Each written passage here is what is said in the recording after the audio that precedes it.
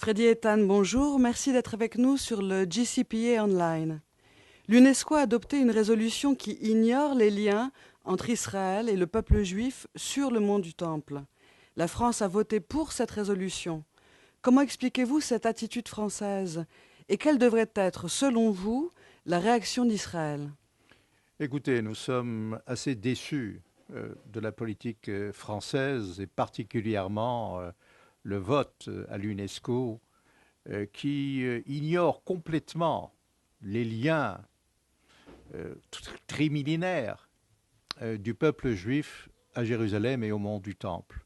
Comment ignorer toute l'histoire et comment réécrire l'histoire en donnant avec une manière qui est acrobatique en disant que seuls les musulmans ont accès donc au mont du Temple, seuls les Israéliens sont des occupants. Nous ne sommes pas des occupants et Jérusalem n'est pas une implantation.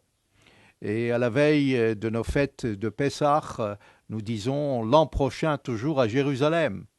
Donc, je crois que cette résolution est à la fois euh, montre par là qu'il y a une certaine négation de l'histoire, mais aussi, ce qui étonne, c'est qu'on ne peut pas à la fois jouer un double jeu, dans le sens où on essaye par tous les moyens d'adopter une initiative française, une résolution à l'ONU, pour être intermédiaire entre Israël et les Arabes, et d'autre part, il y a une résolution qui est contre Israël. Cela encourage les extrémistes, cela encourage le terrorisme, et on l'a vu ces jours-ci à Jérusalem. Un bus a explosé à Jérusalem, parce que, effectivement, cette vague de terreur pourrait se poursuivre si on encourage les Palestiniens à ne pas venir à la table des négociations et à recevoir sur un plateau d'argent un État. Comment faire? Comment protester? Vous savez, la politique française date depuis 1974 et n'a pas varié. Tous les présidents français ont adopté la même ligne. Ce n'est pas nouveau.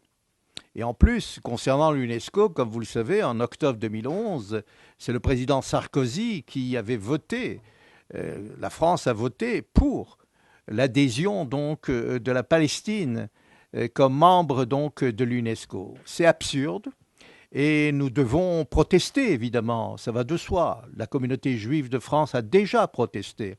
Roger Kickerman, président du CRIF, a déposé une protestation et a bien réagi dans un communiqué qu'il a publié.